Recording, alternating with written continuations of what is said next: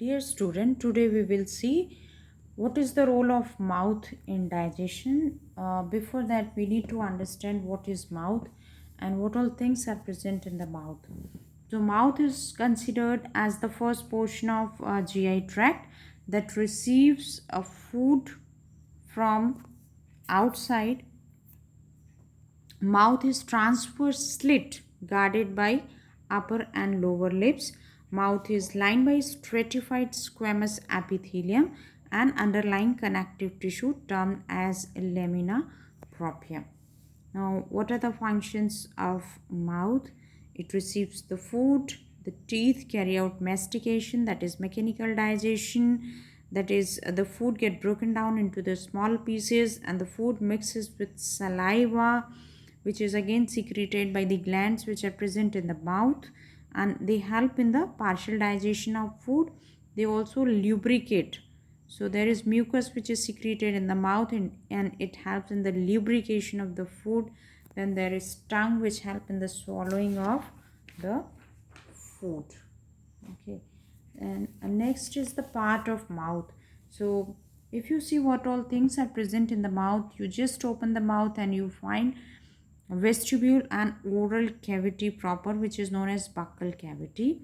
Vestibule is the interior part of mouth and it is shoe shaped space bounded externally by lips and cheeks, internally by gums and teeth. It receives secretion from parotid salivary gland. The vestibule leads to oral cavity. So if you see oral cavity or buccal cavity, which is also known as posterior part of mouth, and it is bordered by roof, then there is floor and sides. So roof, it consists of palate again two are there, hard and soft. So palate, it separates the buccal cavity from nasal cavity. The hard palate is the interior portion, soft palate is the posterior portion. Hard palate is the bony palate which bear ridges called rugae, and this keeps the food in a place during mastication.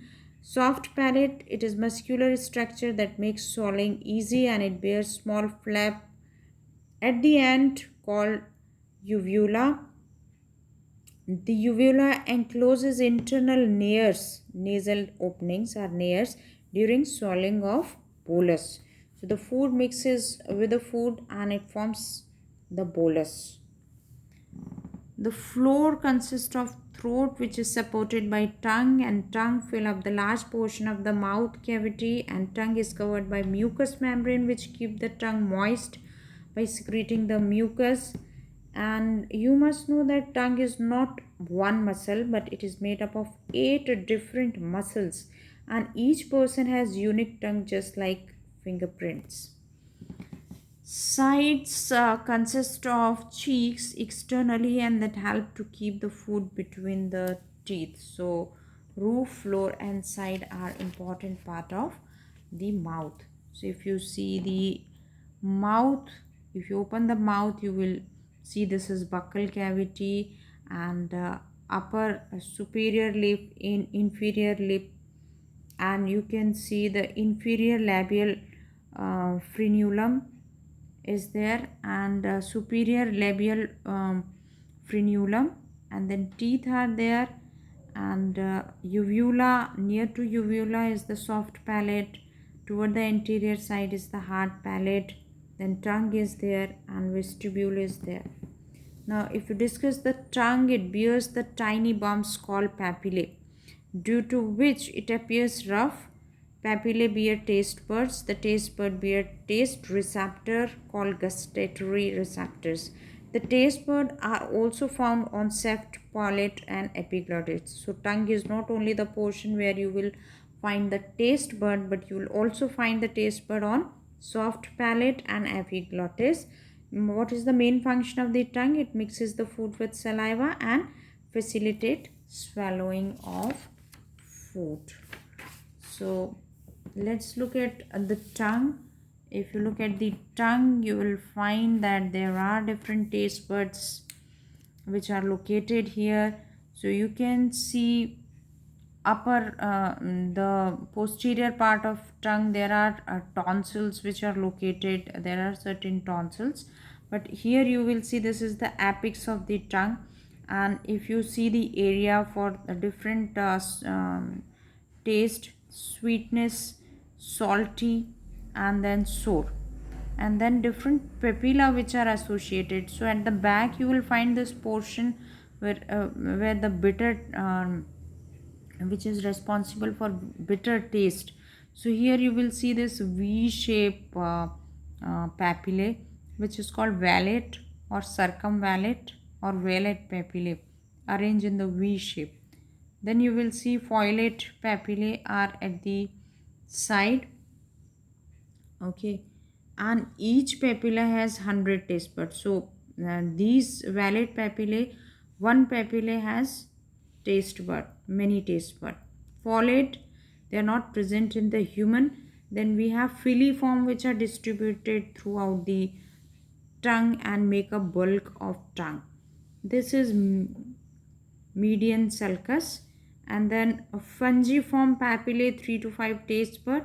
They are mushroom shaped and they do not bear the taste bud. So fungiform are the one which do not bear the taste bud. Okay, so taste receptors are present in the taste bud.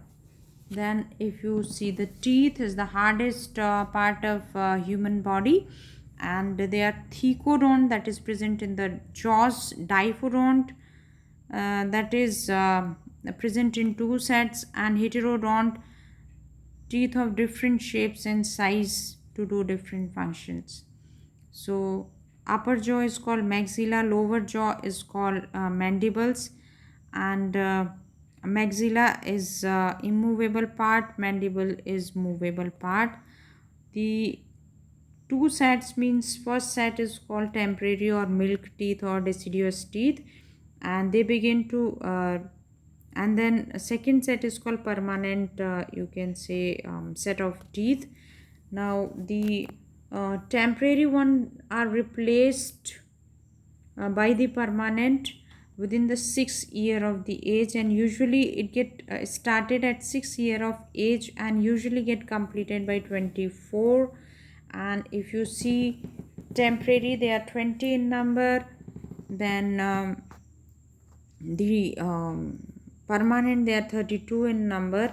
And temporary are of three types: incisor, canines, and molars. So 8 incisor, 4 canines, and 8 molars. So if you just divide, the upper jaw has 4 incisor, 2 canines, and 4 molar, and lower one will have same, the 4 incisors, 2 canine, and 2 molars.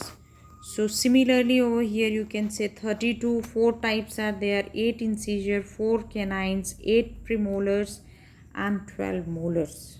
Okay, now if you see the dental formula, how they are represented: arrangement of human teeth in each jaw. So upper and lower you'll find the incisor, canine, premolar, and molar. So 2102. Okay, and here permanent, incisor, canine, premolar, and molar. So premolars are not present in the temporary set of teeth, so they become 32 because 2 jaws are there, so we'll be multiplying it by 2. So this represents the dental formula. Okay, now types and function of teeth. So incisor, canines, and premolar, usually incisor for grinding, chopping. They are known as biting teeth and have single root. Canines, tearing teeth, and they have single root. Premolar and molar both are broad, flat, and they are used for grinding. They are called grinding teeth, and they have 2 roots. Okay, so there are some interesting fact about these tooth in different animals. Like the trunk of elephant are incisors but not used for biting. Similarly, the canines are predominant in carnivore and not in herbivore. And the walrus tusk that you see, they consist of canine of upper jaw. Okay, so different animal have different behavior, and depending on that they have their modification in these different types of tooth. Now if you see structure and function of tooth and its various parts, so basically it has a root, basal part embedded in jaw, usually not visible, then neck, the part above the root, usually enclosed in the gum by connective tissue, crown visible and functional portion. It has three part: outermost enamel, middle one dentine, and central one is called pulp cavity. So if you look at the structure of tooth, this is typical to root tooth. Okay, now here you will see this is root portion of tooth, and this small is neck, and this is crown. So here you will see the blood vessel entering, and usually they are present in the jaws, whereas this portion in the gums. Okay, and you will see the blood vessel entering this area. Okay, so here if you see the outer portion and the inner one and the core one. So outer one is called enamel, which is white and hardest substance made up of calcium phosphate and calcium carbonate. And then comes, so when the enamel is damaged, the tooth becomes sensitive to heat and cold. Okay, and then we have the second layer, this below the enamel is dentine, which is yellow color part made up of calcium phosphate, calcium carbonate, and hydroxypeptidate. And the inner one, inner to the dentine, this is pulp cavity, where you'll see a lot of blood vessels entering. Okay, consists of odenoblast cells and has connective tissue, and it has sensitive to pain because it is present or associated with blood vessels. Then you'll see there is root canal, that is passage for the nerves and blood vessels. And then there is a peritoneal ligament that separates the tooth from the bone socket and anchors the tooth to bone. And then cementum is there, you can see this purple represented with the purple here. Hard substance that cover the tooth root. So tooth, they are being fixed up so very well in our jaws. Okay, so this is regarding the structure. So here we complete with the buccal cavity. Now extension of this mouth is the pharynx. Internally it is the cavity behind the soft palate or the part of throat behind the mouth and nasal cavity, and above the esophagus and trachea.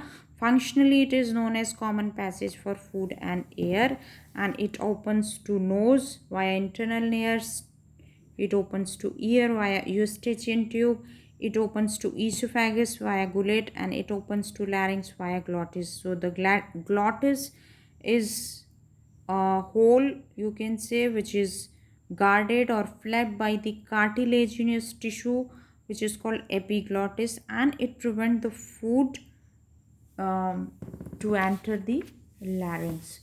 So division of pharynx is there into nasopharynx, oropharynx, and laryngopharynx. Nasopharynx is the anterior or upper most portion located behind the nasal chamber and bears the pair of opening of internal layer on the roof of the opening of eustachian tube on the lateral wall, whereas the middle portion oropharynx lie behind the buccal cavity and is the passage of food for bolus. Bolus. Laryngopharynx is the lowermost portion and lies near the larynx and is the common passage for food air, and this is the largest part of pharynx and form connection with esophagus. Now if you look at here the three different portion, this is nasal cavity. So this from here to here is the pharynx. So upper one is nasopharynx, then oropharynx, connection with the oral cavity, and laryngopharynx. So larynx near the larynx. Here somewhere here is the opening gullet, and which is guarded by the epiglottis. So laryngopharynx continue with the esophagus. So it just form a small passage. So the initial stage is the voluntary. So pharynx help in the swallowing food.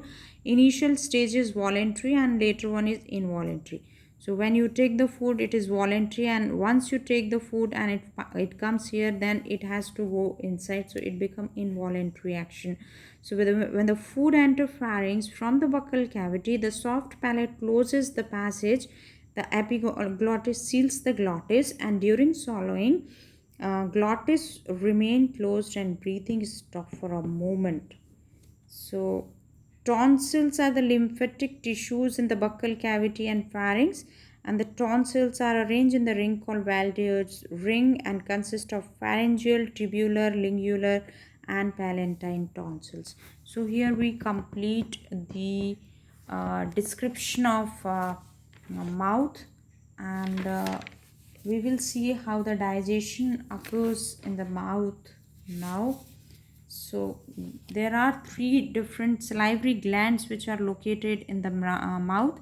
It is exocrine glands, so parotid gland behind the vestibule, and then sublingual gland, and then submaxillary gland, and they have their respective ducts. You can see sublingual duct, parotid duct, and they are given different names. Submaxillary duct, okay, and they pour their secretion into the mouth, or you can say buccal cavity. There is interesting fact that mum is the disease which is caused by the infection of parotid gland, and parotid gland is one of the largest salivary gland. Okay, so if you look at the saliva secretion of salivary glands, um, is called saliva, and the secretion of saliva in the mouth is called salivation. So composition of saliva 98 to 99% water, and pH is 6.5 to 7.5. It consists of mucus, electrolytes, and proteins. Electrolytes are sodium, potassium bicarbonate, and they act as a buffer and maintain alkaline pH so that acidic condition do not damage the enamel. Then there are thiocyanate ions which act as antimicrobial agent. Now proteins, various enzymes are secreted like lysozyme. It has no role in digestion, but it is one of the antibacterial enzyme that act on the peptidoglycan of gram-positive bacteria and kills them. Then salivary amylase, which is known as ptyalin, act on the starch and partially digest the starch to amylopectin, amylose, maltose, glucose.